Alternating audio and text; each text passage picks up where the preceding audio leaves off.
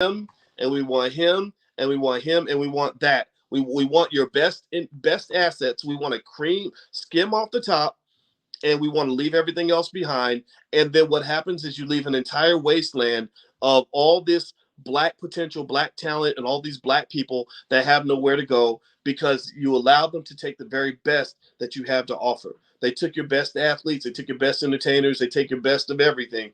And then when you're done, when you're worthless, then University of Texas will drop that Negro off, the Negro who was playing football for them or whatever. They will drop him off back at the hood, back with his mama, and he's sitting, next thing you know, 10 years later, he's sitting on the corner with a liquor bottle in his hand with 8 babies' mamas talking about how he used to be quarterback at the University of Texas. That's pretty much how that system works. So anyway, paradigm 2 is what Dr. Anderson refers to as vertical integration. So we're going to talk about vertical integration, and he also talks a little bit about the hair care industry in a second. So page 51 of Powernomics, Powernomics.com. That's Dr. Claud Anderson's website. I encourage everybody to get his books.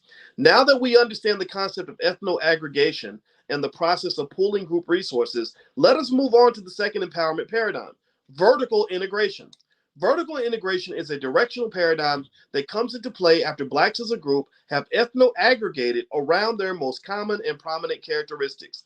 There is a commonly accepted rule in sociology of when ethnic groups are wedged in hierarchies of wealth, power, and privilege, competitive conflicts are inevitable. Vertical integration empowers blacks to be territorial and vertically mobile. It places black self-interest first and propels blacks in an upward economic direction because that is where this nation's wealth and power are localized. Wealth, income, businesses, privileges, and resource powers are fixed in parallel, with whiteness at the top of the resource ladder and blackness at the bottom.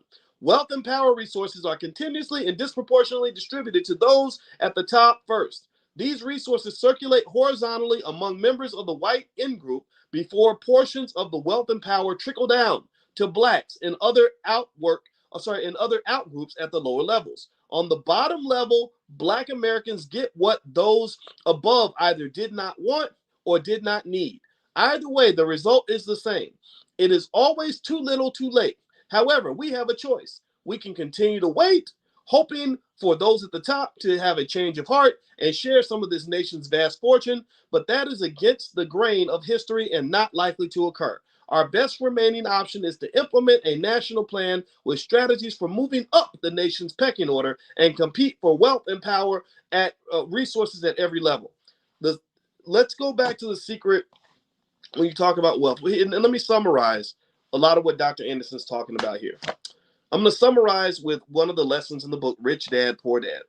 So in the book, Rich Dad, Poor Dad, which I haven't read the book entirely, so I'd be lying if I read the whole thing. But I don't need to read the whole thing. I have a PhD in finance. I understand the ideas behind the book. The guy has 2 dads, right? And he has the poor dad, who is the dad who is actually the hardest working dad that he has. His biological dad gets up and goes to work every day, just like my dad did, and he gets a paycheck, an honest paycheck, and that's how he pays the bills and all that. Does he know where the money comes from? Not necessarily, right? He understands a basic idea, which is if I learn a skill and fill out a job application, then someone with money will pay me money in order to do that skill and do that thing. And I don't know where the money came from. I really don't care. I don't care how the company runs. I don't care about the shareholders. I don't care about the amount of debt the company took on. I don't care about any of that. I don't care about the revenue streams, profit margins. All I care about is that I did a job and I got a check, and that's it. So in a way, you can think of it like a tower. You can think of the money like a tower. Like somebody's pouring money into that company. Somehow that money's getting in there. It is typically because somebody's selling a product to a customer, or a bank is making a loan, or investors are providing capital. But somehow money's being poured in to this tower, and the poor dad is at the bottom of the tower, and it's trickling down, right? The shareholders are the big dogs. They're eating first. The managers eat after the shareholders. And then after the managers eat and the shareholders eat and the bank eats, then he gets whatever's left at the bottom. That's why workers get screwed in America, because in this vertical tower, the worker is at the very bottom bottom feeding, waiting for whatever comes down, hoping that something trickles down to them. That's why trickle down economics doesn't work, because human beings are greedy. Human beings don't really share unless you make them share. So his rich dad said, why would you want to learn a skill and then get money for your skill when really your goal isn't to learn the skill? Your goal is to learn how to make the money. So he's basically saying, cut out the middleman.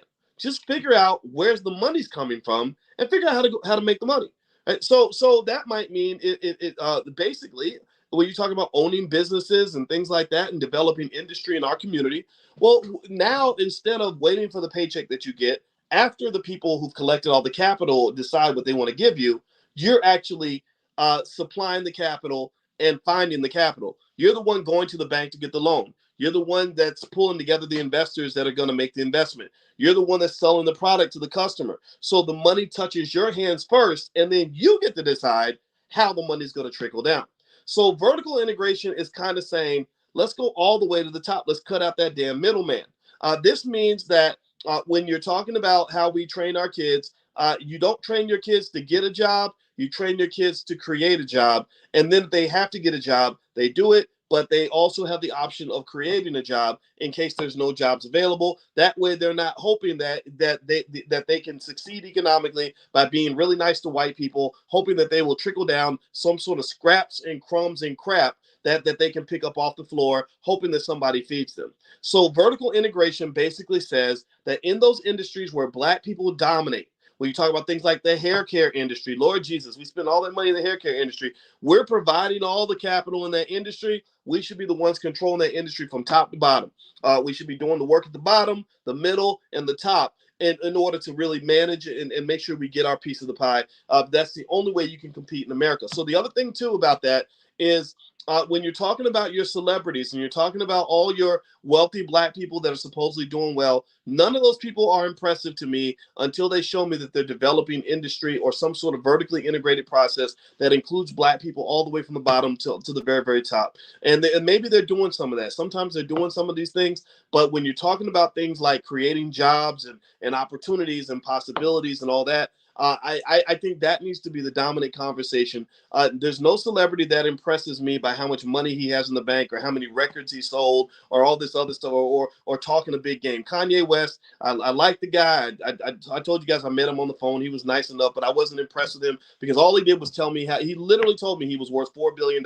I did not give a shit. I don't care how much money you're worth. Tell me that you created 10,000 jobs for Black people. That will impress me. You bragging about how much money you have just means that you still have insecurities that are being filled by this outsized ego where you need everyone to celebrate you, where my job and my goal in life is to celebrate us as a people and to say, how can we all win? You can still be as great as you want to be, but my Lord, sitting up there and us celebrating this demagoguery in the community, we got to stop that. That fits in the category of inappropriate behavior. When we are sitting around worshiping people who have clearly made a point, not to say Kanye's in this category, I'm gonna pull him off the table because I don't want to be insulting, but literally you're honoring people who pretty much said that they wouldn't even pee on you if you were in 100-degree heat. These are people who literally have said, I'm better than you. I don't care about you. I don't care about your kids. I don't even like you. And you honor these people. What are you honoring? My Lord, get some self-esteem. I only honor you if you honor me back. I'm only going to support you if you support me back. If you're not supporting me and the people I care about, then you don't really matter. So really, I would say to you that when you're talking about the next generation, in terms of what Black wealth creation actually looks like, it has to be something that's built around all of us. It has to be something that's built to scale. And what I really suspect is going on. Somebody mentioned Devin Robinson here. I got to text Devin back. Devin sent me a text on my old phone. I did not hit him back. Thank you for reminding me. I'm gonna text him back. And if anybody knows Devin, tell him I'm sorry.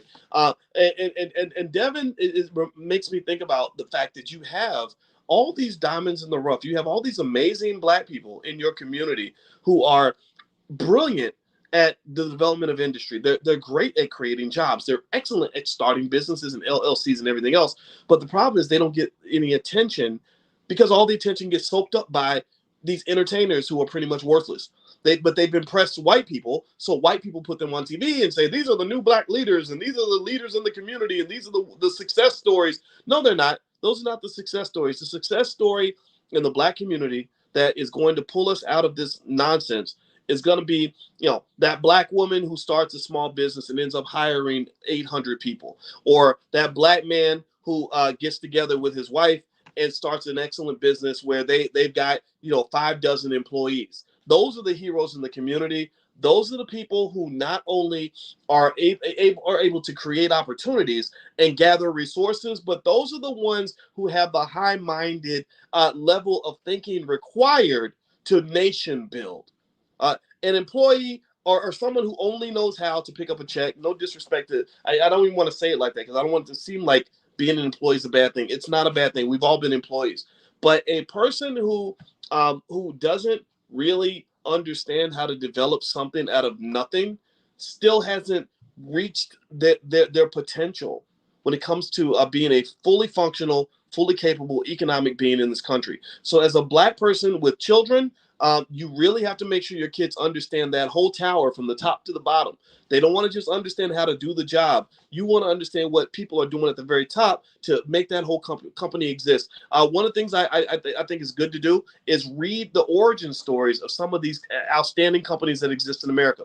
Look up the fact that UPS, which is now worth hundreds of billions of dollars, that it was started by 2 teenagers who were delivering packages on their bicycle 100 years ago.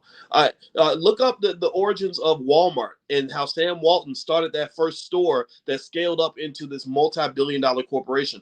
These origin stories, those are the secret keys. Like, those are the things that are going to really make a difference in terms of moving the needle for black people. It's not going to be some Negro on TV or somebody who had a great album or somebody who played in the NBA. It's going to be somebody who has the ability to have a vision that involves economic nation building.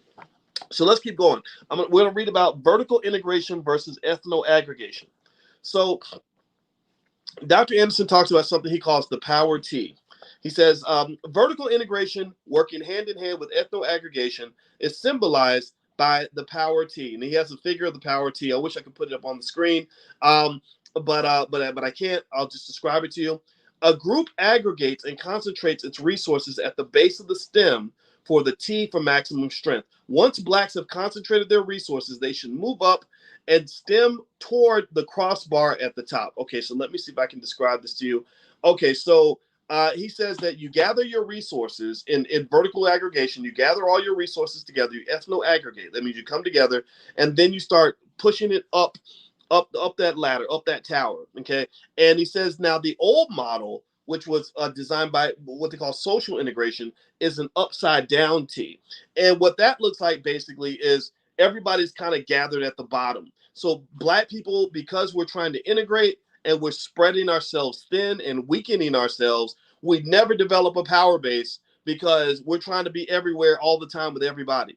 And so one of the arguments that has been made consistently, and I think successfully, is that integration really weakened the black community. If you think about this, imagine if you've got 4 siblings who are all hardworking people and very intelligent people, and all of you each individually go get your separate jobs and you're living your separate lives. Each of you individually has very little power in the space that you operate. All of you go to work every day. You're the only black person in the department. You can't really get anything done. You're outnumbered on every vote. You have no choice but to water yourself down so you can fit in and hope that you don't get fired. But if you come together, all 5 of you come together and say, we're going to pool our resources. We're going to aggregate our money. We're going to aggregate our skill. We're going to aggregate our labor. And we're also going to, because mama or daddy or somebody in the family taught us how to be high-minded enough to know how to go fill out the paperwork to start an LLC and create a business and have business meetings. We know how to operate at the top of that tower. Then suddenly you've got a power base. And that flips racism on its head. You see, Dr. Anderson, one area where Dr. Anderson and I, I'm not gonna say we disagree. We don't disagree, but I have a slightly different perspective. He always says that black people don't have the ability to be racist. Right? Anybody ever heard that where he says that black people can't be racist because we don't have the power to create a system that separates people based on race? I completely agree with him when you're talking about America at large. Like we can't go out in this country and decide that we're going to put all the white people at the bottom. That would be almost impossible for us to do.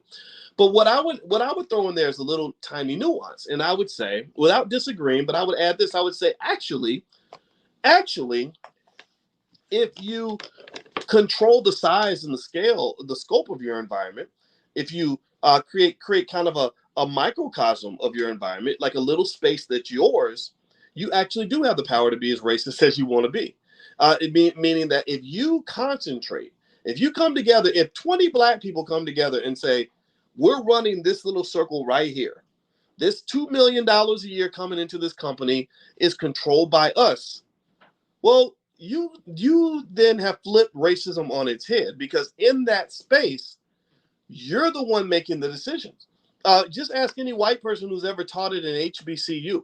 You know, I knew a white guy who's a really great professor who said, I taught at an HBCU, and he said it really taught me what it feels like to be black at a white university. He said, because black people were always outvoting me and outnumbering me, because he was in a black space for the most part, right? So my argument is that if you want to be in a space where you have the power, then you have to aggregate. And other groups get this. That's why they have Little Havana and little, the Jewish community will say, well, the Jewish people, they own the next 5 blocks. So in these 5 blocks, if you ain't Jewish, then you are going to be treated like a second-class citizen, because these are the blocks that we control. So for you, I ask you to ask yourself, what block do we control? Start with your family. If you have good relatives, if you're fortunate enough to have that, maybe you create your business in your space that's controlled by you.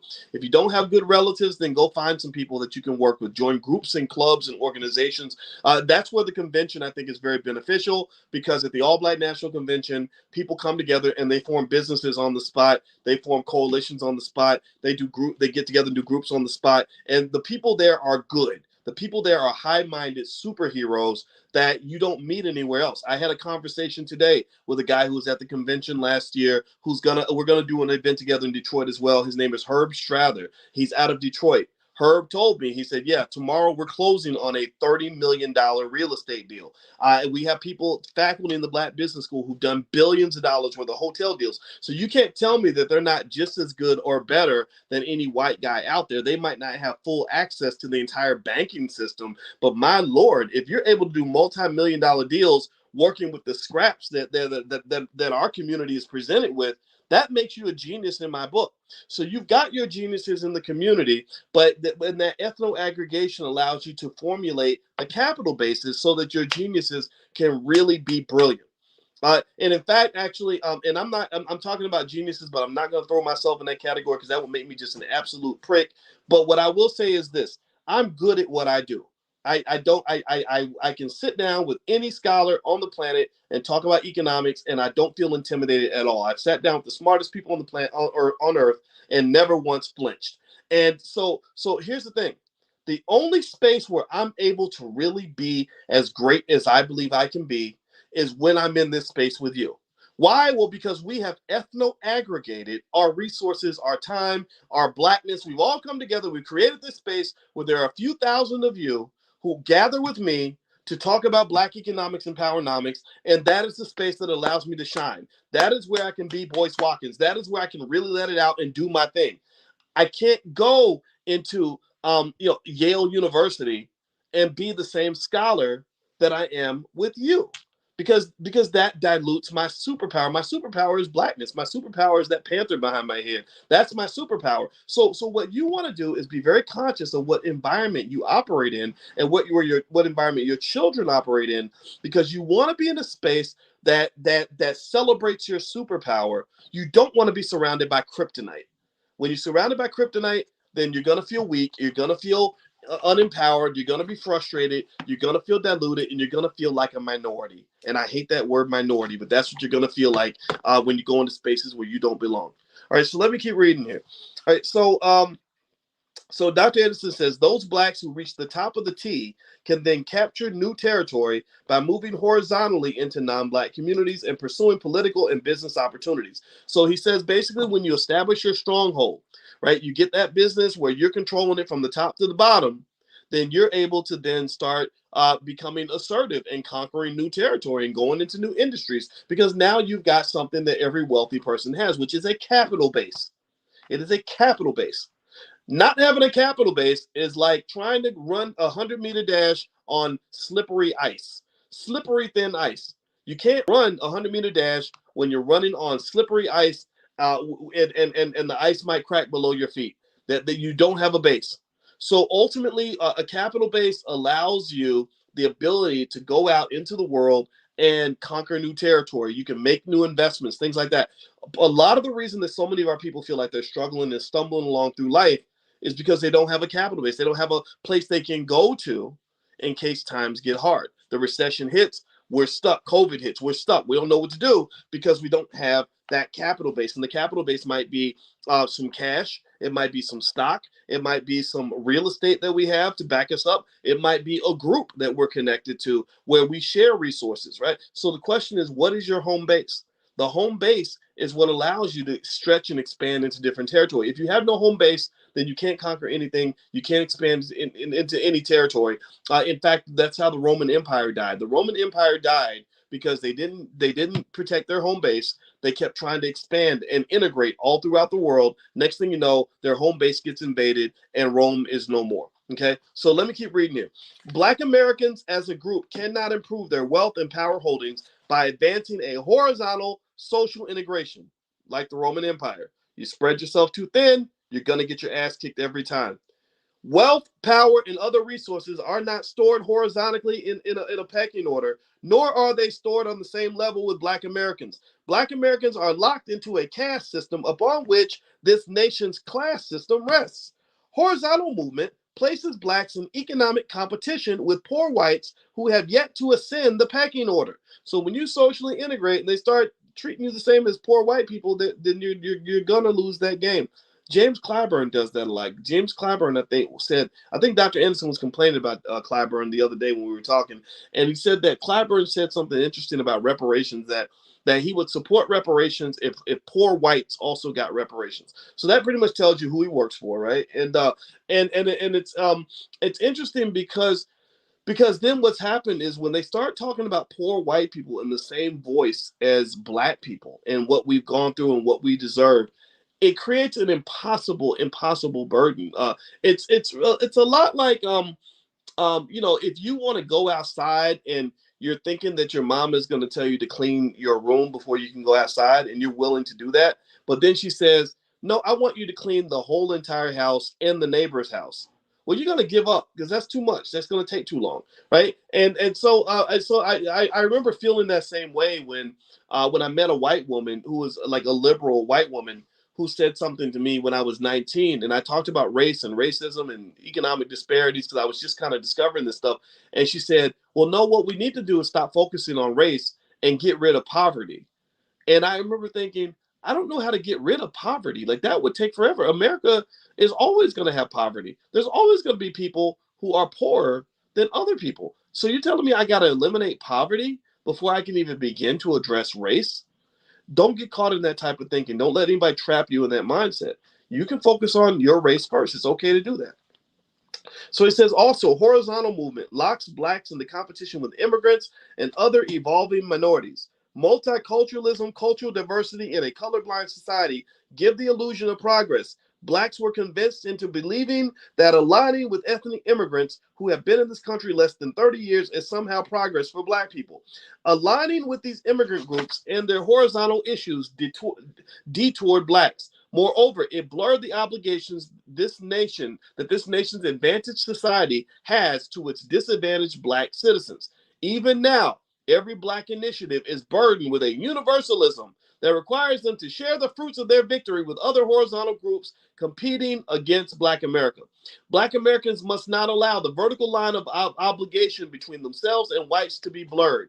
Blacks are injured by those who do not make distinctions between them and other minority groups. Equating other minority groups with Black with blacks demonstrates a poor understanding of history and hides the fact that black people remain at the bottom of the pile.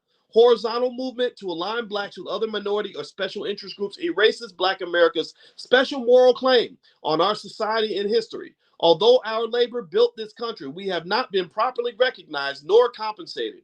Worse, we have been treated as just another aggrieved minority group. We are reduced to just another political group with outstretched palms, a special interest vying for the same affirmative action programs as Eskimos and Salvadorians. We recapture our special moral claim and status by aspiring upward. So all this minority stuff and blended cross-racial coalition stuff, that just doesn't really work for us. And not only because we've had a unique experience in this country, but there's a special, unique kind of hatred toward us that other people have never had to deal with. And so part of that solution is obviously political in terms of demanding that uniqueness that we deserve, but also part of it is us recognizing our uniqueness, us accepting that and just saying that's just what it is. That's what it's going to be. We're not letting you talk us out of what is owed to us and where we belong. You control that. You have a big part in that. And also remember this: there's nothing in America. America it's a biased country, it's a racist country, all those things. But there's nothing in America that stops you from getting together and aggregating your wealth and aggregating your resources. There's nothing in America that's going to stop you from making sure that you educate your damn kids and make sure that they're ready for the future. There's nothing. You got all the time in the world. All the time in the world. There's 8,760 hours in a year. There's 87,600 hours in a decade. So you have approximately 150,000 hours to make sure that your child is ready for economic battle. That means that you have all that time to make sure they get a proper education. You have all that time to teach them the right cultural values. You have all that time to help them accumulate wealth and assets. You have all that time to help them formulate a battle plan. So when they get out in this world and they're operating on a slippery slope, they're trying to sprint on thin ice and sliding all over the place because nobody prepared them for the future. That's on us. That is on us. That is on us. We must raise the standard. We must raise the bar. If we don't raise the bar, then who the hell's going to do it? So, so I just want you to understand that these sessions are not, let's get together and complain about white people. No, these are, sure, I don't put them on a pedestal. I'm not gonna sing their praises, but my Lord Jesus, your outcomes are heavily influenced by your decisions. And you know as well as I do that we waste a lot of time. We waste a lot of money. We have a lot of fear and weakness and cowardice and inappropriate behavior that is killing our ability to get certain things done. So what I would say to you is start where you are. Pick your bucket up where you stand and do what you can with what you got. Get those kids in your house ready for the future. You ain't gonna do anything crazy. You don't do anything dramatic or extensive unless you want to. Just make sure that make sure you don't let them get caught up in the line of thinking that's leading to so many of our kids growing up uneducated and completely unprepared for the future. Completely unprepared. That's on us. We run all of that. We control all of that. Control what is yours. Let me keep going. All right, so by the way, I'm reading from the book Powernomics by Dr. Claud Anderson. If you'd like a copy of the book, you can go to powernomics.com. I would encourage you to go to powernomics.com and buy as many copies as you can. My goal is to make sure that they sell out of their books as much as possible because this is a very important book. And I would say to you that the fact that you're here means that you are in that talented 10th. You are just as much a teacher as I am, just as much an ambassador of the message as I am. So I would encourage you to do that. One of the things I do is if you come up in my house, I got copies of Powernomics that I give away to people, the kids in the neighborhood. My daughter got this boyfriend, and I want to, every time I see him, I want to beat him up just because I don't think she should ever have a boyfriend. But you can't do that anymore. So when he comes by, what I do is I play basketball with him, and I'm giving all the kids copies of Powernomics. They don't know what the hell it is. They don't understand any of it. They hear that I'm the famous guy down the street who runs his mouth on the internet. So they get this little bit of whispering. So what I do is I make sure you understand that this is what we're all about. This is what we represent. This is who we are. And I expect you to come correct if you come up in this house, right? So set those boundaries for yourself. Decide who the hell you are, and don't be scared to be that person, no matter what anybody else says or anybody else thinks. So let me keep going. Let me keep going. Let me keep reading. All right, I'm gonna get off that soapbox. I apologize for that, but I had to share that point of view. All right, so Black Americans must not allow the vertical line of obligation between themselves and whites to be blurred. Horizontal movement promotes the social phenomenon called crabbing among Black people. When the multitude of Black Americans are locked in the lowest horizontal level of our society, like crabs in a barrel, they cannot escape. Misery does love company. Social integration requires most of us to move laterally. We remain on the same horizontal or class level with most Blacks, even though we may have received a job promotion or moved into a new integrated suburb. Every Black remains in competition with every other Black for the few financial, political, and social crumbs that are available. That's because you don't control the institutions. If you controlled the institutions, then you wouldn't have to worry about these quotas they put on. Most of these corporations that are controlled by other people, where they're controlling the stuff at the top and trickling down little crumbs to you at the bottom, they have a quota. If they have more than X% of Black employees, they will start to let Black people go. Neighborhoods, if they have more than a certain percentage of Black people there, then certain people don't want to live there anymore. So ultimately, what I would say to you is that you have to control institutions. We have to think in terms of developing systems and institutions where those institutions can be biased in our favor as opposed to always being biased in other people's favor. Instead of us always feeling like we're being victimized by someone else's infrastructure, how about we create our own infrastructure where we can become the beneficiaries of that infrastructure? So let's keep reading here. We remain on the same horizontal or class level with most Blacks, even though we may have received a job promotion or moved into a new integrated suburb. Rather than competing with each other for crumbs, we compete with other class levels for the whole cake as we move vertically. So when you move vertically, you're not competing for the crumbs anymore. You're not getting the trickle down anymore. You're fighting for the whole piece of cake. That's a different kind of a battle. If there is crabbing, it will be done as a group in competition with other groups who are crabbing for their respective groups. Horizontal movement does not redistribute the ownership and control of wealth and power and resources. Instead, meaning integration. Integration does not redistribute wealth and power and resources. It keeps white folks at the top and allows you to sort of feel more comfortable because you can blend in different places.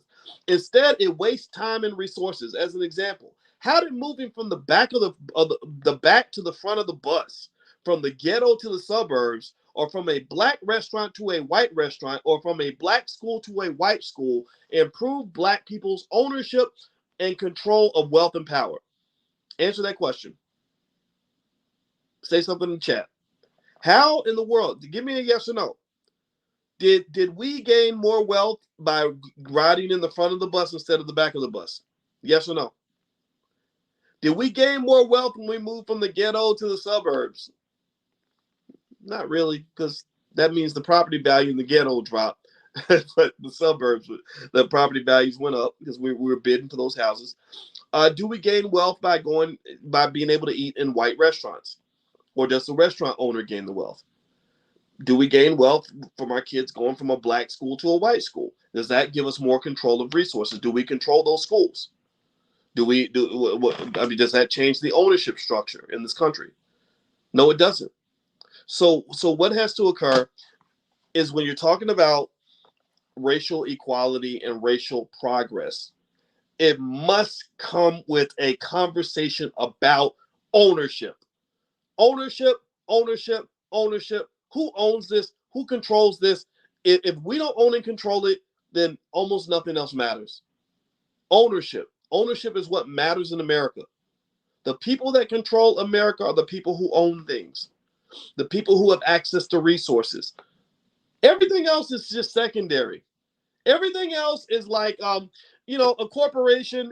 You think of it like a garden or something. Like I think about my wife's office, and it's this beautiful space. Her office is so much nicer than mine. My office is like a dude's office. I've just got books and crap just spread out everywhere, and it doesn't, look that great because I'm just not a neat person. My wife's office is so nice. It smells really good. It's perfectly feng shuied. She's got little hypnotic ticking clocks in her office because she's a therapist, and I go in her office and I just feel this great sense of calm because she has created the most pleasant environment in her office, and I'm jealous of that. And the thing about it is that all of that's kind of created and artificially manufactured due to the fact that she controls that space. Like, all that matters at the end of the day is that it's her office, and she gets to decide what that office is going to look like, what it's going to smell like, what it's going to feel like. Right? So my point is to say that when you're talking about things like social integration and how you feel in this society, all of that is it's designed. How do you feel working at this corporation? Do you feel that they are inclusive? Do you feel that it's a good working environment? Do you feel that you're being treated properly? All that is socially engineered by the people who own the shit. The people who own it are the ones who get to decide what that environment is going to be like. So the rest of us are almost like it's almost like we're mere mortals who are responding to the actions of the gods. The gods are the people who created the institution.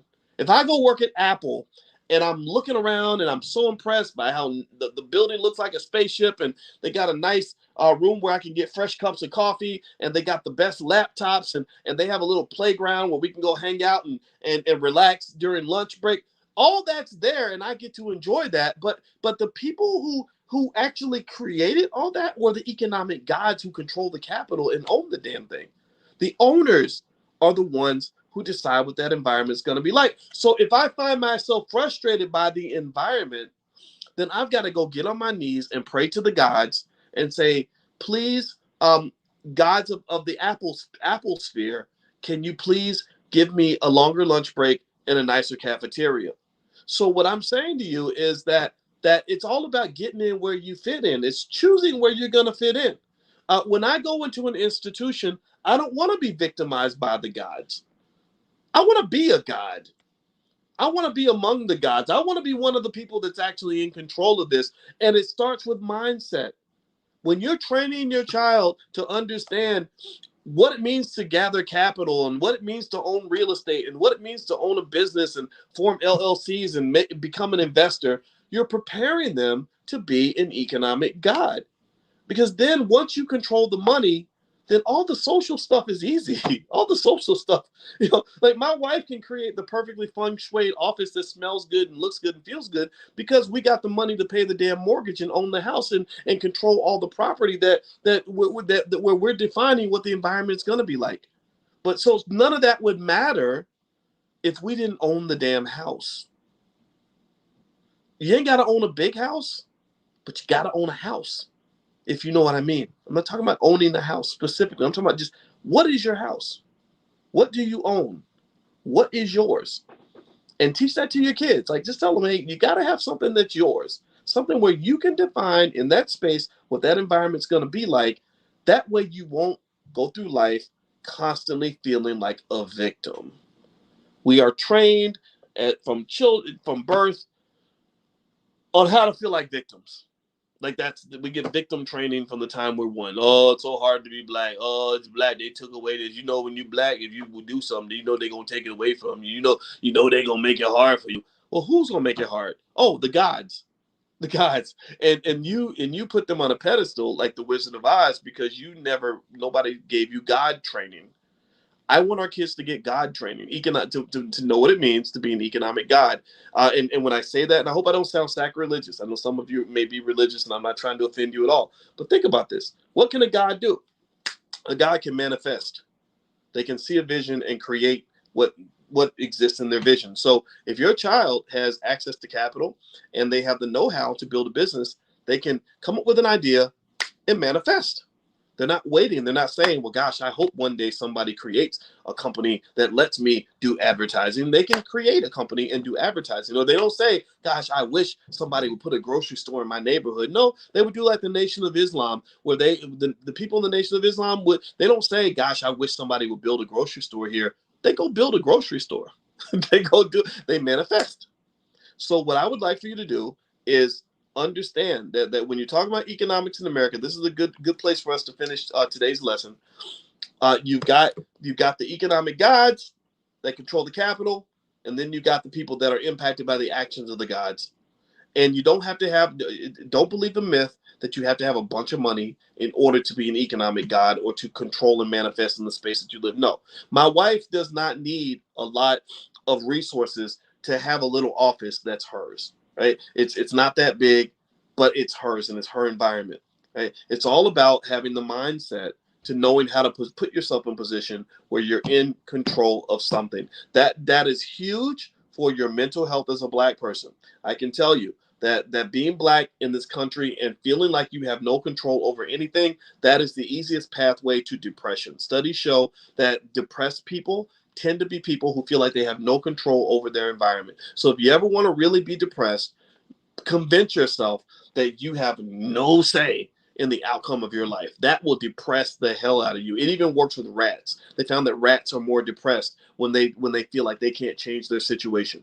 So never get caught in that trap. This is a spiritual battle on every level, and that's what I want you to be prepared for. Okay. All right. So that's it for today.